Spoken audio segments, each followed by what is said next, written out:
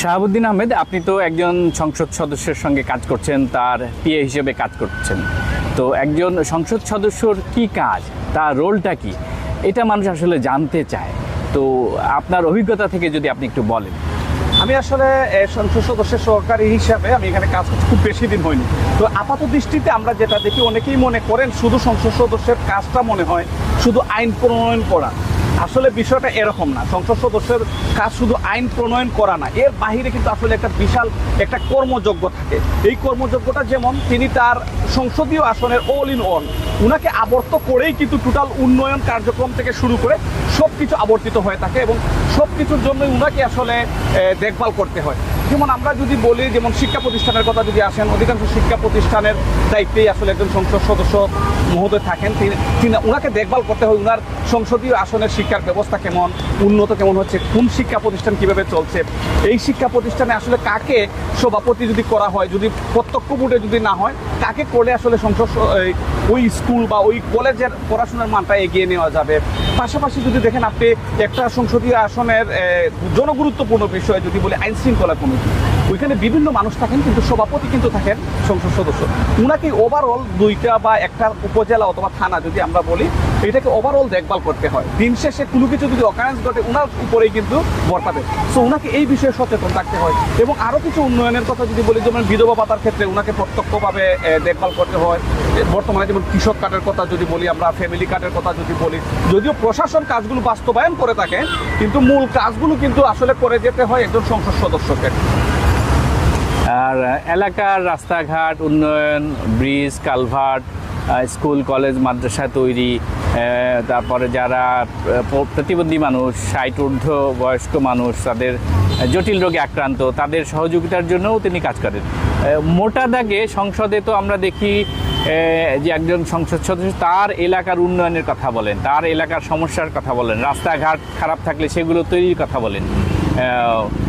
সেই বিষয়গুলো যদি একটু বলুন। আচ্ছা, এটা যেমন কিছু কাজ হচ্ছে এমপি মহোদয় নিজ থেকে বরাদ্দ দিতে পারেন। যেমন তিনি ডিও লেটারের মাধ্যমে বিভিন্ন যে উন্নয়ন বাজেটগুলো, ছোট ছোট সড়ক বলেন, রিপেয়ারিং বলেন, এগুলো উনি করে থাকেন। আর আরেকটা হচ্ছে, ধরেন বড় যদি কোনো কাজ হয়, বিশাল কোনো কর্মযজ্ঞ যখন থাকে, তখন এই বিষয়টা নিয়ে তিনি সংসদে কথা বলেন। সংশ্লিষ্ট যে মন্ত্রণালয় আছে এখান থেকে টাকা ছাড় করিয়ে নেওয়া, তার এই রাস্তাঘাটের যে কাজগুলো করিয়ে নেওয়া। যেমন স্বাস্থ্যর ক্ষেত্রে যদি বলি, জনগুরুত্বপূর্ণ যে হাসপাতালগুলোর কী অবস্থা, এইখানে যদি আপনার চিকিৎসকের সংকট থাকে, এই কথাগুলো বলেন। এই যে মানে মানুষের যাতে সংশ্লিষ্ট জীবনমান উন্নয়ন করার জন্য, চলার জন্য যা যা করতে হয়, এই সব বিষয়ে এই মোটা দাগে আসলে এমপি মহোদয়কে তার নজরে রাখতে হয় এবং এইগুলো নিয়েই আসলে তিনি প্রতিনিয়ত কাজ করে থাকেন। সংসদে তো তিনি ভোকাল থাকেন এলাকার সমস্যার সমাধানের জন্য। হ্যাঁ, অবশ্যই এলাকার যে বিভিন্ন উন্নয়ন বলেন, দেখা গেল ধরেন আমরা যদি আমাদের ঢাকা সিলেট মহাসড়কের কথাই বলি, যেমন এই মহাসড়ক লাগোয়া আমাদের যতজন সংসদ সদস্য আছেন সবাই কিন্তু এটা নিয়ে খুব ভোকাল আছেন। তারা চাচ্ছেন যে যত তাড়াতাড়ি সম্ভব, যেহেতু একটা জনগুরুত্বপূর্ণ সড়ক, এইটা যাতে তাড়াতাড়ি হয়। পাশাপাশি ওনারা ওনাদের এই বড় ইস্যু নিয়ে তো কথা বলেন, পাশাপাশি তাদের সংসদীয় আসনের উন্নয়নের জন্য। যেমন ইদানিং যদি আপনি একটা বিষয় দেখে থাকেন, খাল খননের কথা যদি আমরা বলি, যে খাল আপনি জানেন যে বৃষ্টি হলে পানি ধরে রাখার মতো পর্যাপ্ত জায়গা আগের মতো আমাদের নেই। এই খাল খননের জন্য যে কার্যক্রমগুলো, এখানে আমাদের দুইটা উপজেলা আছে, এইখানে এমপি মহোদয়কে সিদ্ধান্ত নিতে হয়। আমার এখানে অনেকগুলো নদী আছে, খাল আছে, আমি আসলে কোনটাকে অগ্রাধিকার ভিত্তিতে নিব। তো এটা এমপি মহোদয়ের উপরেই আসলে বর্তায় যে উনি কোন কাজটা আগে করাবেন, কোনটা আসলে জনগুরুত্বপূর্ণ বিষয়। অসংখ্য ধন্যবাদ শাহাবুদ্দিন আহমেদ। তার মানে আমরা যদি একটু সামারিটা নিই, একজন সংসদ সদস্যের কাজ এলাকার মানুষের রাস্তাঘাট, তারপর স্কুল কলেজের উন্নয়ন, এলাকার সমস্যার সমাধান, এলাকার মাদক সন্ত্রাস নির্মূল করা, এলাকার স্কুলের সভাপতি বা স্কুলের দায়িত্ব থেকে স্কুলের উন্নয়ন করা, শিক্ষার্থীদের নানা সমস্যার সমাধানে পাশে থাকা, সর্বোপরি জাতীয় সংসদে এলাকার মানুষের উন্নয়নের জন্য ভোকাল থাকা এবং বিভিন্ন দাবি দাওয়া পেশ করা, যাতে করে তার এলাকার মানুষের উন্নয়ন হয়, তাই তো? কারণ এলাকাবাসীর ভোটেই তিনি নির্বাচিত হন। ভোট একটি পবিত্র আমানত, সেই আমানত যাতে খেয়ানত না হয় সেই দায়িত্বও তাকে পালন করতে হয়। এক্স্যাক্টলি, আপনি সঠিক কথাই বলেছেন। এবং দিন শেষে একটা সংসদীয় মেয়াদটা যখন শেষ হয়ে যায়, ওনাকে কিন্তু আবার জনগণের কাছে ফিরে যেতে হবে, যদি তিনি মনে করেন যে আমি আবার ইলেকশন করতে চাই বা সংসদ সদস্য হিসেবে আসতে চাই। এর জন্য যাতে তার ভোটার যারা আছেন, জনগণ আছেন, তাদের সন্তুষ্টিটা ওভারঅল যদি আমরা বলি এক কথায় যে ওনাদের সন্তুষ্টিটা সবসময়, জনগণের সন্তুষ্টিটাই আসলে একজন সংসদ সদস্যকে মাথায় রাখতে হয়, পাশাপাশি দেশের স্বার্থ তো আছে। তার মানে জনগণের উন্নয়ন হয়, জনবান্ধব কর্মসূচির মধ্যে থাকা, জনগণের কাছে থাকা, মানে যেই কাজগুলো করলে বিতর্ক বাড়ে, সমালোচনা হয়, সেগুলো পাশ কাটিয়ে, সেগুলো এড়িয়ে জনগণের কল্যাণে সবসময় কাজ করা। কারণ জনগণ তার পবিত্র আমানতটি দিয়ে তাকে সংসদে পাঠিয়েছেন, কারণ আরও অনেক ক্যান্ডিডেট ছিল, জি, জি। তার মধ্যে থেকে নিশ্চয়ই সেই ব্যক্তিকে যোগ্য মনে করেছেন, তাই তো? সংশ্লিষ্ট আসনের জনগণ ওনাকে যোগ্য মনে করেছেন বিদায় উনাকে আমাদের যে মহান জাতীয় সংসদ আমরা বলি, মহান জাতীয় সংসদের একজন আইন প্রণেতা হিসেবে পাই। আচ্ছা, ভোটটাকে পবিত্র আমানত কেন বলা হয়?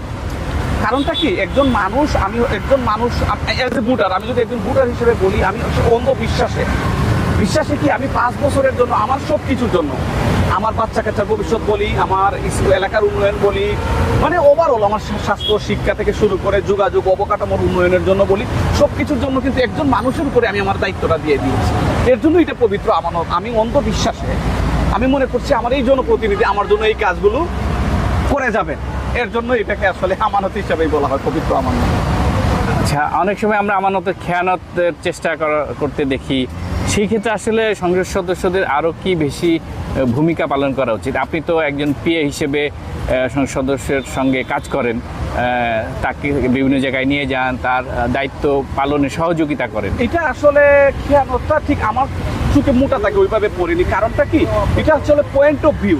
যেমন একজন ভোটার মনে করছেন যে আমার এই কাজটা হওয়া উচিত ছিল, বা ধরেন এখন টিউবওয়েলের একটা প্রজেক্ট চলছে, একটা সংসদীয় আসনে যদি হয়তো 100টা টিউবওয়েল গিয়েছে, এখানে আমার 1000-এর উপরে অ্যাপ্লিকান্ট আছে, তো এখানে যেহেতু টিউবওয়েল 100, তার মানে আমি বাকি 900কে দিতে পারছি না।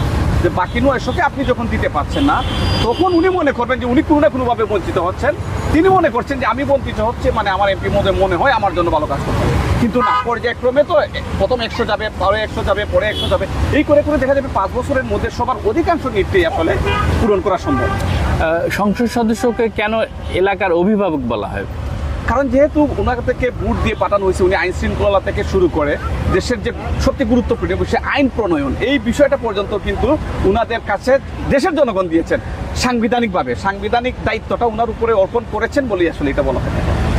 আচ্ছা, আর হচ্ছে যে আপনি তো কাজ করছেন একজন সংসদ সদস্যর সঙ্গে, তো কোনো সমস্যা বা যে চ্যালেঞ্জগুলো দেখেন সেগুলো কি কি কাজ করতে গিয়ে? চ্যালেঞ্জটা হচ্ছে, আপনি যে কোনো ক্ষেত্রে যদি পাবলিকের সাথে কমিউনিকেশনটা যদি থাকে, পাবলিক সার্ভিসে যদি আপনি থাকেন, আপনি সবাইকে খুশি করতে পারবেন না। ওই যে কিছুক্ষণ আগে আমি যেটা বলছিলাম, যেমন টিউবওয়েলের কথা যদি বলি, বা এলাকার রাস্তা, ধরেন আপনার একটা প্রজেক্টে আপনার একটা সংসদীয় আসনে হয়তো 200 রাস্তা আছে, ছোট ছোট 200 রাস্তা আছে, কিন্তু প্রথম পর্বে যে বাজেটটা আসলো আপনি হয়তো 20টা রাস্তা দিতে পারছেন, যে বাকি যারা আছেন তাদেরকে তো আপনি আসলে খুশি করতে পারছেন না। এটাই হচ্ছে সবচেয়ে বড় চ্যালেঞ্জ। সবাইকে একসাথে খুশি করা যাবে না, কিন্তু ধীরে ধীরে আসলে সবার কাজটা করে দেওয়া যাবে। এর জন্য সবাইকে একটু ধৈর্য ধরে অপেক্ষা করতে হবে, জাস্ট অ্যাপ্লিকেশন করে দিয়ে রাখতে হবে।